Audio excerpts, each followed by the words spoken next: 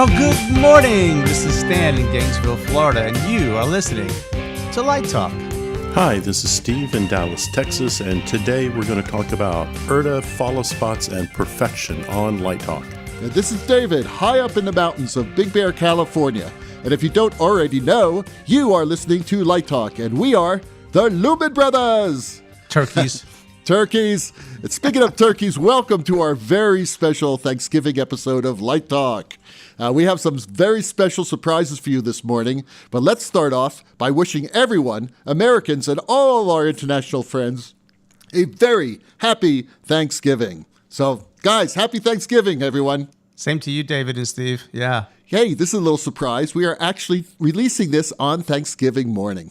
So welcome, everyone. I hope you're listening to it on Thanksgiving. If not, you can listen to it any day you want. It really doesn't matter.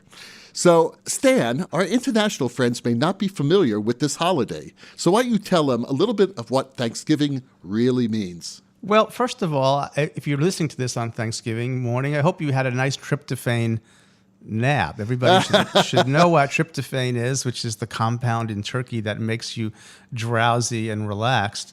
So, but I want to make a correction because I did some research on Thanksgiving. One would think that it's an American holiday, but indeed, Americans tend to be ethnocentric, and that's not really the case.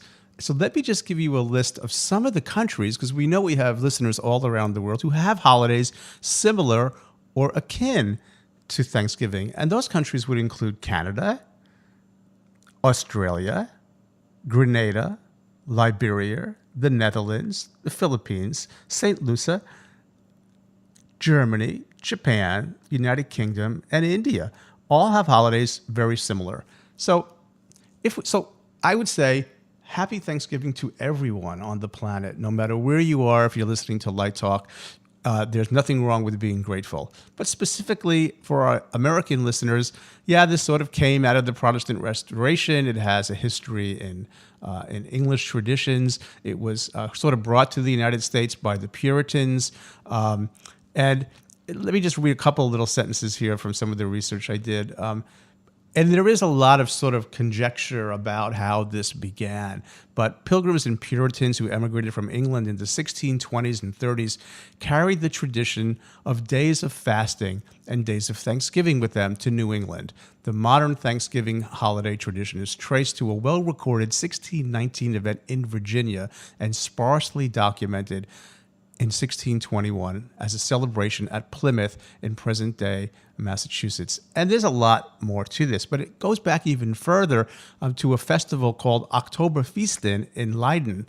Leiden's autumn Thanksgiving celebration in 1617 was the occasion of sectarian disturbance that appears to have accelerated the Pilgrims' plan to emigrate to America. So something happened over there that these guys said, we got to get out of here. So later in Massachusetts, religious Thanksgiving services were declared by civil leaders such as Governor Bradford, who planned the colony's Thanksgiving celebration and festival in 1623. And the practice of holding an annual harvest festival did not become a regular affair in New England until the 1660s. Now, just a little bit about the debate. The question of where the first Thanksgiving was held in the United States has been a subject of debate primarily between New England and Virginia, complicated by the concept of Thanksgiving as a holiday celebration versus a religious service. So our friend James Baker maintains this, quote, "The American holiday's true origin was the New England Calvinist Thanksgiving, never coupled with a Sabbath meeting. The Puritan observances were special days set aside during the week for thanksgiving and praise in response to God's providence."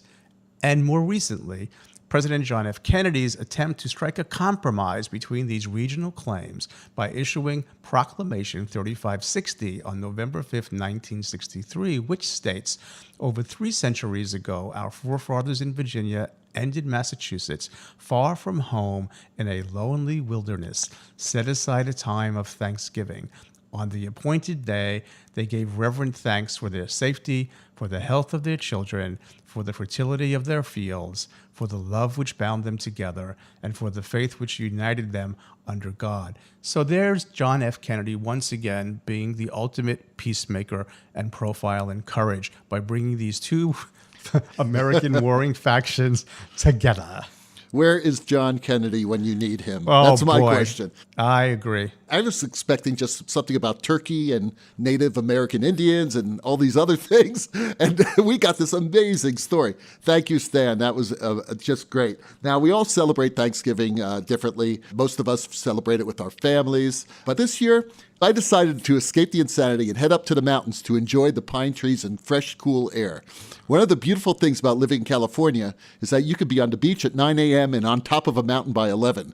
So on Monday, I loaded Kaya into the back of my Tesla, and we headed up to the beautiful cabin in Big Bear. So what are you guys doing this Thanksgiving? So the way I'm celebrating Thanksgiving this year is I'm celebrating the graduation of my daughter from college by going over to the Tesla dealership because I'm no longer bankrupt. Oh, are you getting one? Are you getting one? Yeah, apparently so. Wow. Wow. Boy, Steve and I would be Tesla-Rotties. Oh my goodness! So this is kind of ironic that I'm the guy who's been driving electric cars for going on my 5th year, Yeah, that's but I right. still don't have a Tesla. You got to get one. Elon Musk is changing the world. I'm telling you guys. You got to have faith in Elon. So, Stan, what are you doing on Thanksgiving? Well, I'm going to celebrate the 4-year early anniversary of me not graduating from college. What? You're teaching without a... You don't have a degree? I'm thinking in 4 years, I'm finally going to graduate from college and move on. But I'm being grateful. We don't have any close blood family coming to see us this time, so we're going to spend some time with some friends. We've had some friends who've gone through some tough times, some medical issues, so we're going to be around appreciating them for everything that they do. And we're going to cook 2 turkeys. I love to carve. I've taught myself how to carve turkeys on YouTube.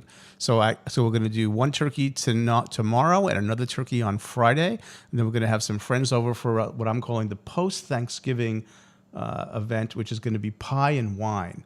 So pie and wine on Saturday, turkey on Thursday, turkey on Friday. And I'm looking forward to just relaxing and not doing any work if I can avoid it.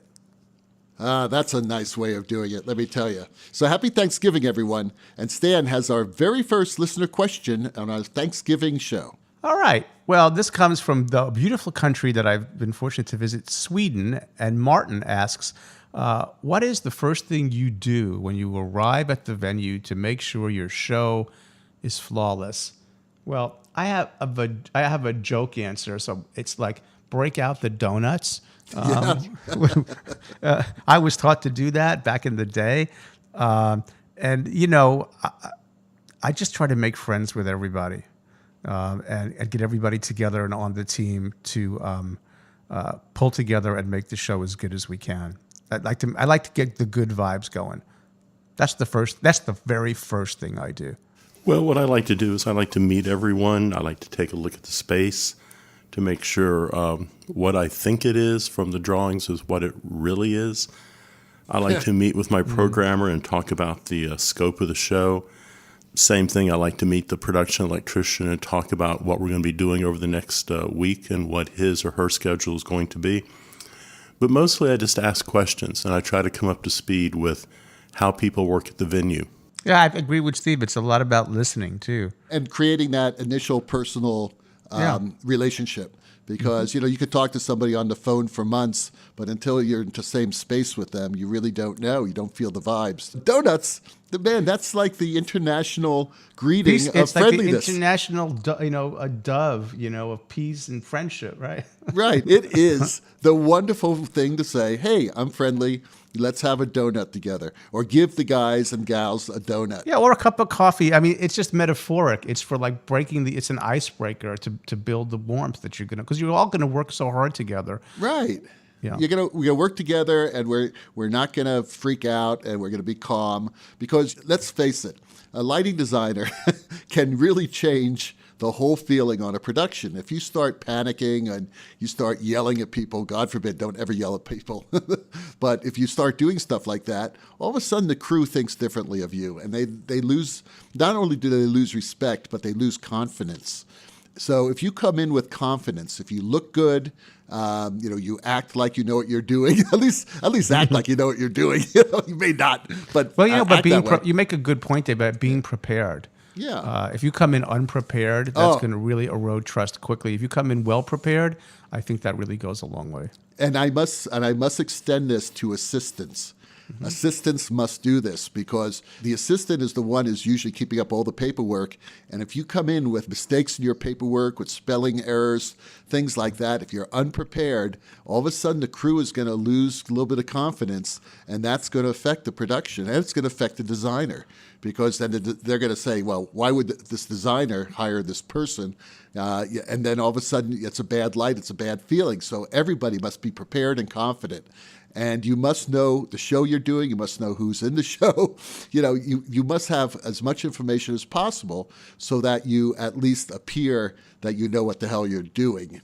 But that first moment, you talk about what's the first thing you do, and Stan said, bring donuts and be nice and be happy and all that. It also extends all the way through the entire production. You really have to be like that. And if you're calm, then you're going to be fine. But if you're panicky, you're not, and it's going to affect the whole production. Okay, we have another question from LDI that we couldn't get to, and this is from Anna Lena from Victoria, BC. And she writes, do you find it necessary when working with LED fixtures to have a programmer in the room to help you with color mixing? Well, short answer, I love having a skilled programmer. I'm working on a production right now and thought last night we should change the program to identify the programmer as the associate designer. It's not just working with LED fixtures. The real question is how much do I rely on my programmer? And the more and more automation that I put into my shows, I need a good programmer.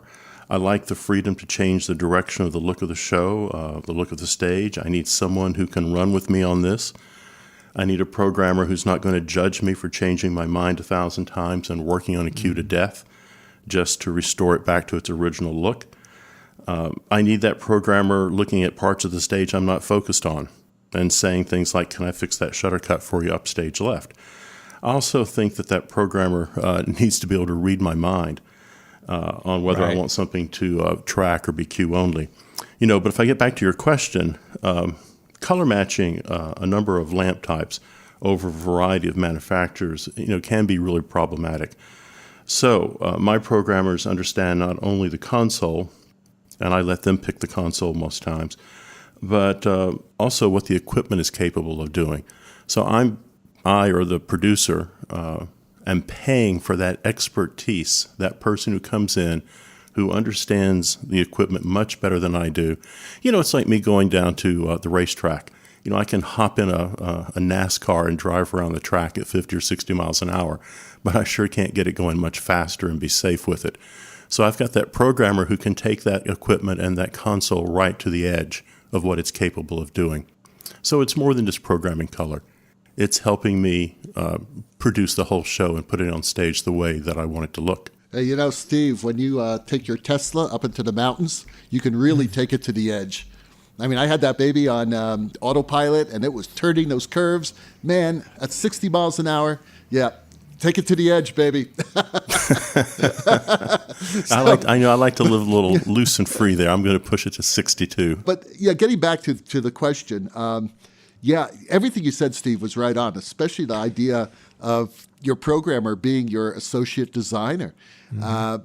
I must say, in like at least 75% of the cases, that really is what happens.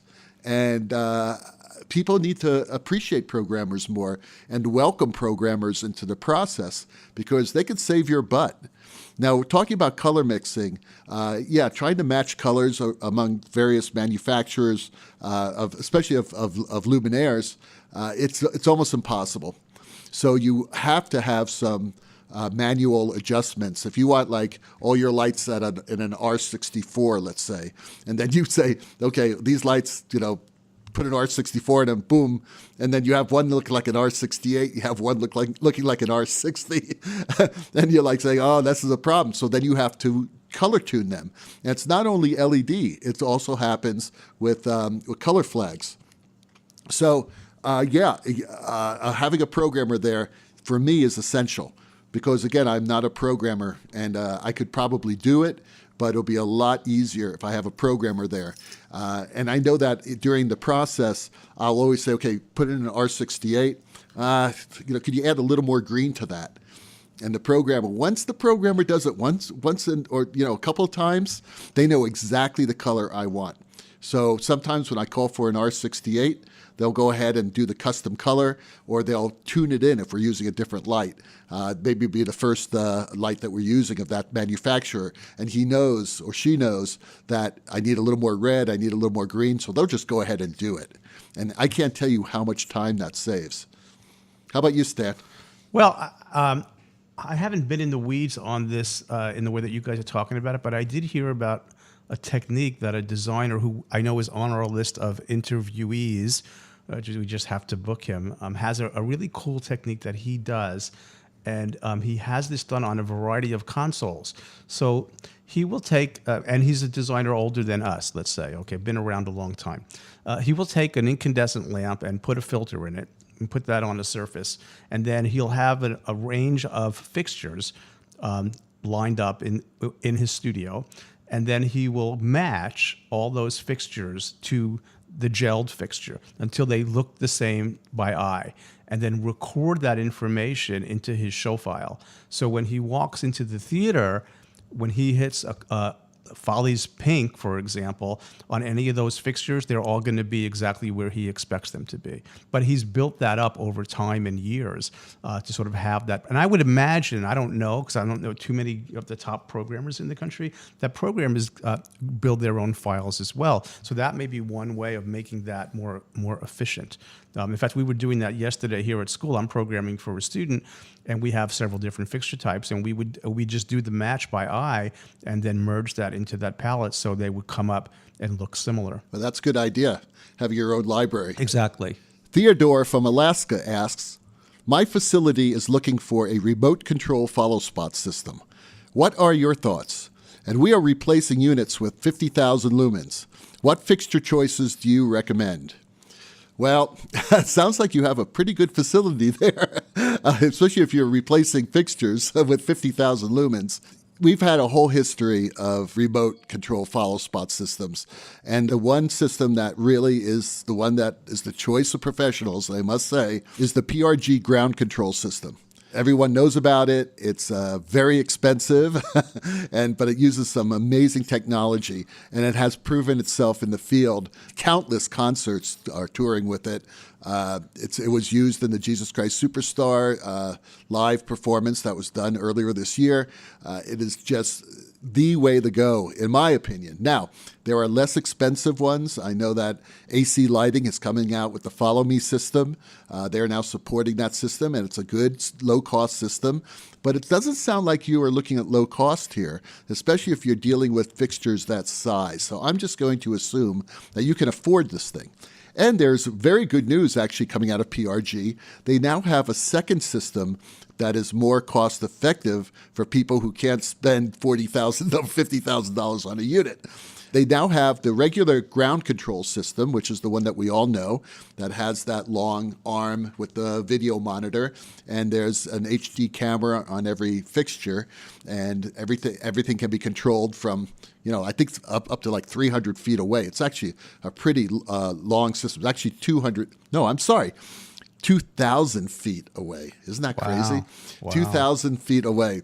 But they have coming out now with the GCEX controller.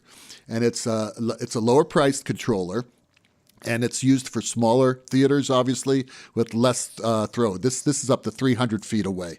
So, 300 feet is still pretty far. So it sounds like most theaters could use this new controller. I have not seen it, but it's there. Now, regarding fixtures, I like the best boys and the bad boys. Now, if you're looking at 50,000 lumens, you're talking about a bad boy.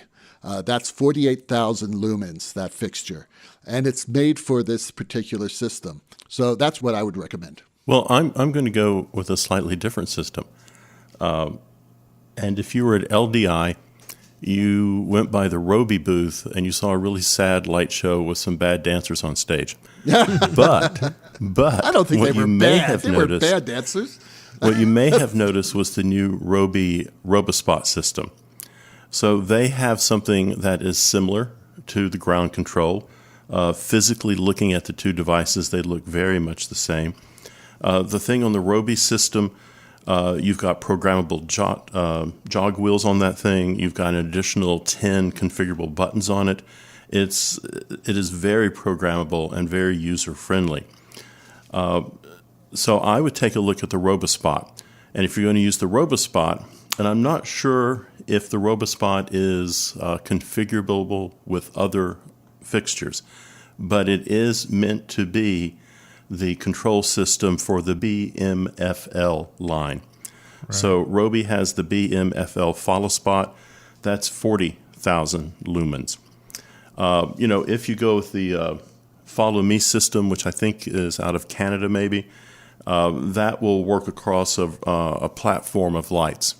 So, if you don't want to use the Roby fixtures or you don't want to use the PRG fixtures, you might look at the high-end system solar frame. That's 33,000 lumens. You might look at the VL 3015 long throw spot. That's 41,000 lumens. But when you start pushing 50,000 lumens in a moving head, I don't think there's anything there. So you may have to rethink the output on your light. It may mean you're in a venue where you can put your light closer to stage. I mean, now you don't have to worry about the light being in a follow spot booth. It could be, on the downstage truss, or it could be much closer to the target you're shooting. So that might get you around the 50,000 lumens. But as David says, the PRG I think, is the go-to standard in the industry. But I bet you Roby's going to give them a run for their money. That would be great, because we need some competition there in this high-quality remote follow spot. Hey, speaking of fixtures, Steve, PRG has come out with this fixture called the Ground Control Long Throw fixture. They don't give us a lumen rating on it, but at 300 feet, it registers at 200 foot candles. Wow. That is huge. Now, that you could probably ignite an actor. But the sucker weighs 200 pounds. It's a big light. So check it out on their website. They also have a really nice Super Ray. It's a new light, and it's for smaller, shorter throws, 10 to 100 feet, 20,000 lumens. So that's another thing you may want to check out if you're doing a shorter throw and you don't need that much power. Well, just out of coincidence, Theodore is all the way in Alaska, and I'm all the way in Florida. But we're about as far apart as we can get and still be in the country. And ironically, we are forced now at the university to be looking at a remote control follow spot system. And the reason is that over 25 years ago, the technical director at Florida built some follow spot booths in our theater. And to get in and out of them is extremely dangerous. And we've been doing that for a long time, and we've known it's a problem, and we didn't have the money or a way for a good infrastructure solution. So we've just sort of been living with it. And now, because of various events, we have to change. We can't. It's not an option. We're going to have to do it. And until these remote control follow spot systems came along, we didn't really have, other than changing the infrastructure of the building, have a good solution. So we are seriously looking at these. We've gotten some quotes. We think ground control for us is overkill for the size of our venue, and also probably out of reach financially to purchase. So we are looking at the Roby system, which I think Steve and I were together when we went up to that Roby room and saw the demonstration of that fixture. And we're also looking at the AC Lighting Follow Me system, which is out of somewhere in Scandinavia, I think is where the home office is. And we've already received a quote. What we like about the Follow Me system so far is that any fixture can be calibrated to any fixture you choose. And we have Lycian arc lamps, follow spots right now that are pretty old. But when I looked up the lamp, this ANSI total lumen output was 49,000 lumens. Now, we dim it quite a bit, but that's a bright discharge lamp. So, but we do have solar theaters, the systems that we saw, particularly on that Follow Me system, was one, we liked the fact that we can use any fixture, including the ones we already own. But there's two sort of flavors to it. One is standalone, which basically the fixture is dedicated to the Follow Me system, and it can do its thing. Then there's what they call multi-target, where you can have more than one fixture following the same target. But what's also pretty cool is when the unit is in follow spot mode, you're operating it through the Follow Me system. And then when you release it, it goes back to the console and can be used in queues. And so for us, I think that's what we're going to have to do because of just the nature of who we are. But it's expensive, and I've gotten some quotes, and what we're asking for are some, on-site demos, and we're having some negotiations about how to do that because we want to really want to stress test this stuff before we drop what's close to the cost of a Tesla or more. Wow. And we are forced to do it because we can't continue. We wanted to change this for years.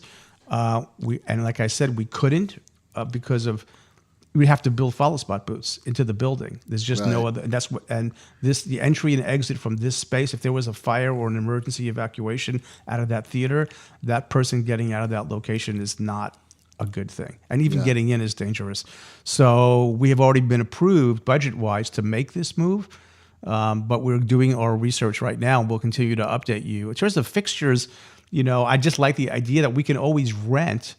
If we own the Follow Me system, for example, we can rent whatever fixture we want for the show, or rather than having to own something that bright. So it just depends on what you're doing.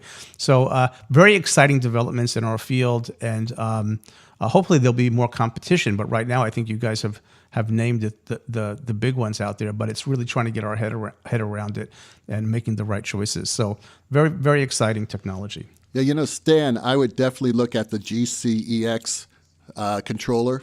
From PRG, because it may fit within your budget, and it seems, as far as size, exactly what you described. Cool. And thank you, David, because that was not on my radar until I listened to this week's Light Talk. Oh, our Thanksgiving Day Light Talk. Yeah, it's a nice Thanksgiving. I did not know about that one.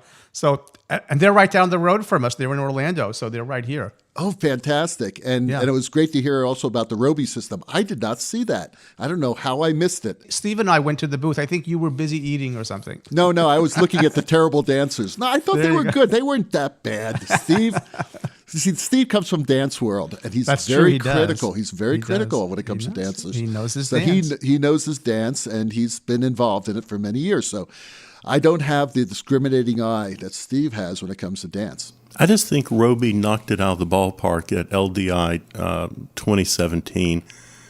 And this year, I just thought, what are you doing? What are you doing? As far as the talent, you're saying, right? I don't know. It was like Indiana Jones. Oh, my God. It was just horrible. It was horrible. Unless you want to send me a free Roby follow spot system, then it was the best damn thing I've ever seen. But did you guys see the dancer at the WYSIWYG booth when they were showing off that? She was very good. She was very good. And that was a hard performance to do. I'm glad you brought that up, David, because I want to ask this back to the remote follow spot question, if we could just dig a little bit deeper on that. All right. So the Follow Me system, the Roby system, and the PRG systems, now that I know there are two, thank you, David, rely on an operator that tracks the performer with the image on the screen from the camera. The one that we saw at the WYSIWYG booth, which was called something else I don't remember, but they showed me the technology, is a transponder sort of method, sort of like the old Martin device that... No, it was Wybron. It was the Wybron, autopilot. Okay. Right. Wybron autopilot. Right, but this seemed to work extremely well. Yeah. I mean, she's wearing this, I think, two transponders with showed us the little sphere ball. I got the walkthrough on it. And I don't think I need that because I really want my students to be follow spot operators. It's good for them to learn. But that seemed like it didn't have the kind of lag or other kinds of transmission problems that we saw years ago. What did you think, David? You saw it too, I think. I thought it was fantastic. I thought they have really worked on this system. It's been available for a few years, and now it's ready for prime time. They had a couple of breakdowns, but that's going to happen, obviously. But I thought it was a very good show, and it's a very good system. I'd love to see it in a large scale application. Yeah. But I think, Stan, your comment about training your students to be follow spot operators, absolutely impressive. And it also did a thing with the BlackTrax, I guess it is. It does a thing with that's it. BlackTrax. That's what it's called. The projector as well. That the projector, tracks the performer, puts the pixels where you want them, all that. And I think PRG had something called the spotless light years ago, which was sort of a prototype of that. So all that's really cool. But I do like. It's funny what to call this thing. It's a manually controlled, remote control follow spot system, right? Pretty much. Well, it could be as manual as you want, or as pre-programmed as you want, because I know with the PRG systems, you can have the color, the gobos, right. All that's on the dimming. console. That could be on the console, or it could be manually controlled. Right. So it's very flexible. And one final thing about these remote controlled follow spot systems, probably the most important thing is that it allows you to run a follow spot safely. You're not up on a truss. You're not, not knocking out cables as you climb that truss to get up there. That's what's pushing us. That's what's pushing us there. It's really, it's about the safety. The students have voiced concerns about that, and they are correct in our particular venue. And what's great is we borrowed some sort of prototype remote control follow spots years ago. And what was great about was tuning the color for the skin tone, and just doing everything a moving light can do in that way. And the students being on the ground and focused on that, really cool. You are listening to Light Talk with Steve, Stan, and David, and we are the Lumen Brothers. And this week, Light Talk is sponsored by Theatrical Epicurean Delights. During this holiday season, are you sad to be lighting a show in some country other than the United States? Are you longing for a delicious traditional Thanksgiving dinner, but the production table is only large enough for some trail mix and jujubes? Well, Theatrical Epicurean Delights comes to the rescue with our new Thanksgiving Tech Table Turkey Loaf. So you may ask, how are you going to fit a Thanksgiving dinner amongst the magic sheets, script, and all those crazy computers on the desk? Who needs a large turkey carcass blocking the view of the stage? Simple. Compress the entire dinner into a foodstuff roll that can be sliced into wafer-thin portions. Our turkey loaf is designed to contain all the main courses and side dishes in one gefilte fish-sized loaf. That's right. Enjoy your favorite flavors of Thanksgiving. The director may ask, so, do I spy mashed potatoes and green beans in that loaf? You bet. Your assistant asks, where's the gravy? Don't you see that pool of brown fluid the loaf is floating in? Your programmer says, yum, can't wait to see where they hid the cranberries. We even include dessert. That's right, apple pie on one end, pumpkin pie on the other. No one is disappointed. So let Theatrical Epicurean Delights make your lonely holiday feel like Granny is sitting next to you, force-feeding you yams. Order Theatrical Epicurean Delights. Order Theatrical Epicurean Delights Thanksgiving Tech Table Turkey Loaf today. And coming soon, our new Christmas loaf, made out of ham, turkey, and a very special fruitcake surprise. Yams. Yes. And now, back to Light Talk. We have a question from Karen, and she wants to know, what is the most important thing you check for at an URTA interview? So it sounds like our URTA episode a few weeks back is getting some attention.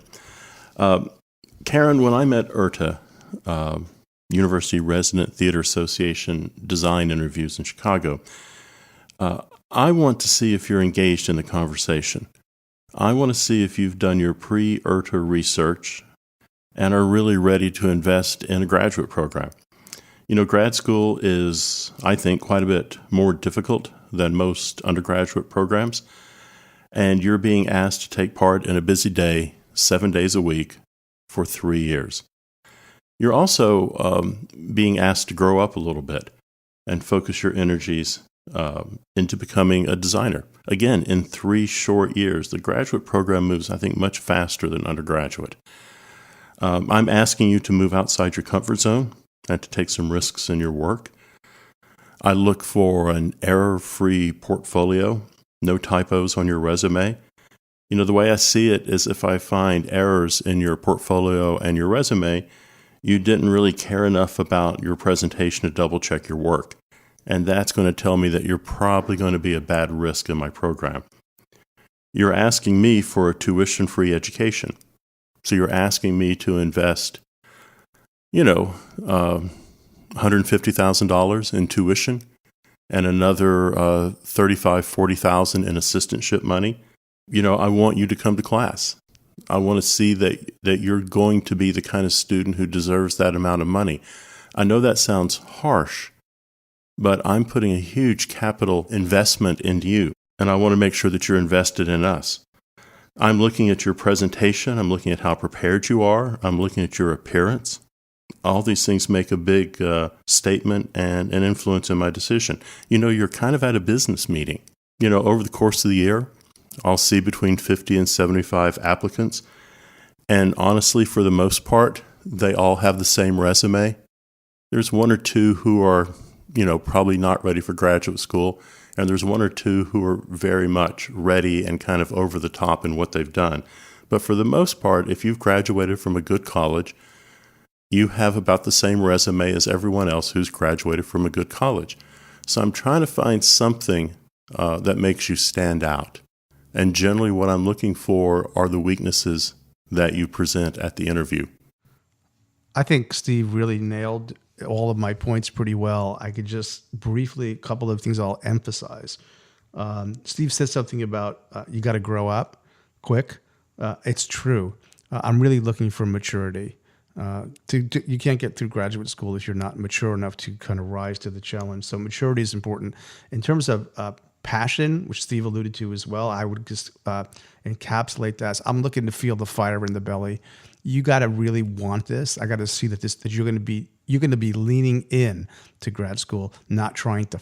Hey, let me put it this way: leaning in versus phoning it in. If you think you can phone it in at grad school, I can't have you. If you're going to be leaning in and doing even more than I expect you to do, that's what I'm looking for. And then the third thing that Steve mentioned is checking your work and caring is your attention to detail. And David has said this before as well, and precision, a desire to get it right, a desire to check it over and over again, a desire to never. I'm a terrible speller. I get caught all the time on bad spelling just because I type too quick. But precision and caring, attention to detail, all those things matter. So maturity, fire in the belly, and attention to detail. Wow.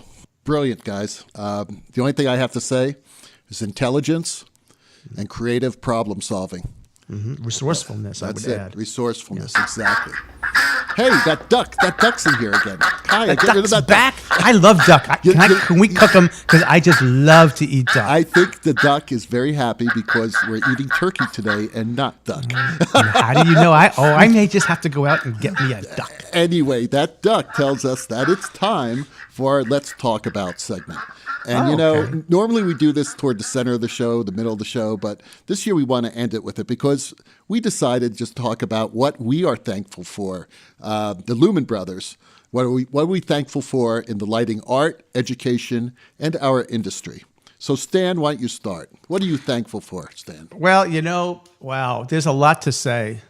So I'll try and be succinct, and I'll try and be in the moment. Yesterday was our last day, and I should have left the building at 5 o'clock, and I didn't because I had a wonderful student.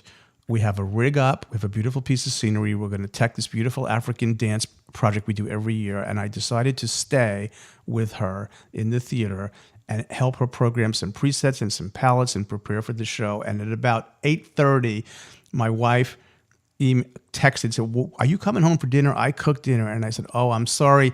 I'm having such a good time here at school, helping my student prepare for this show. The lights are beautiful. We're just making beautiful stuff. I'm so grateful that I get to do that.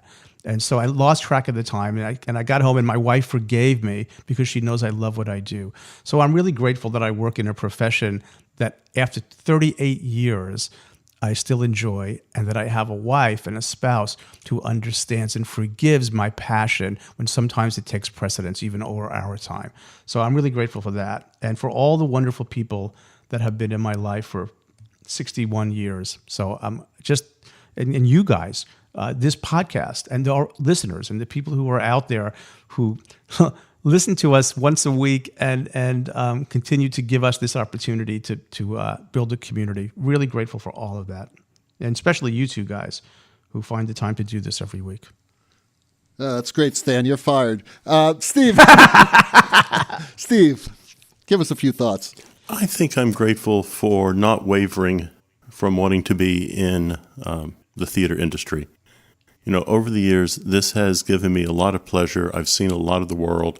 I've met some interesting people. But it's also given me a freedom to kind of live life by my own standards. I pretty much set my own schedule. I take the shows I want to take. That's taken a while to get there. But I have the amount of professional time that I want, and I have the amount of leisure time that I want.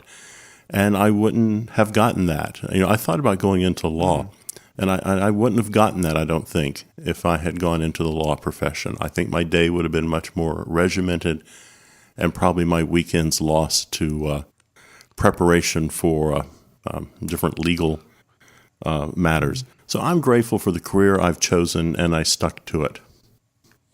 Yeah, I'm going to finish off the show today by saying thank you. Thank you to our listeners who have listened to us for so long, for 85 episodes. Wow. Yeah, it's like over 70,000 downloads from 69 countries. And we also must thank our lovely Lumen sister, Ann McMills, for helping us this season. And all the great people like Ellen from Live Design. All the people who've given us interviews, David. Let's be Yeah. grateful for them. Let's talk about our people. I mean, Don Holder, so many people. So many wanted Al Crawford coming up next week. Just Ken Billington's coming up. I mean, yeah, he's ready. He's able, willing. Yeah, got to schedule him. But Neil Giampolis, and we're gonna miss people. Look on our website. All the people are there, and also the future interviews are there. But thank you all, because no one gets paid for this. I mean, I think you guys know this already, but we get no money at all, and nor do we want any money. And we think it's a wonderful service, and we're educators, so and we like to hear each other pontificate, so why not? We professing professors. Right, and it allows me to play that Hammond organ solo you hear in the background every week. Tells us that once again you've spent another Thanksgiving morning listening to Light Talk. Check out our Light Talk webpage at lighttalk.org, and be sure to follow us on Facebook and subscribe to our podcast in iTunes. That way you will not miss a second of Light Talk fun. No guarantee is offered regarding the accuracy of any statements or opinions made on this podcast. But just in case you do take us seriously on Thanksgiving, we have retained the law firm, again, of Tungsten, Phosphor, and Filament, and they will defend us until our retirement accounts are completely eaten up.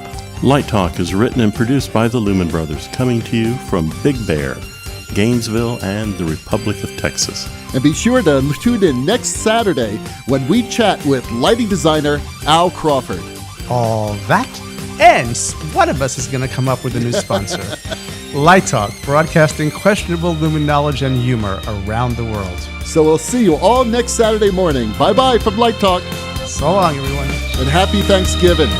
Yeah, so good.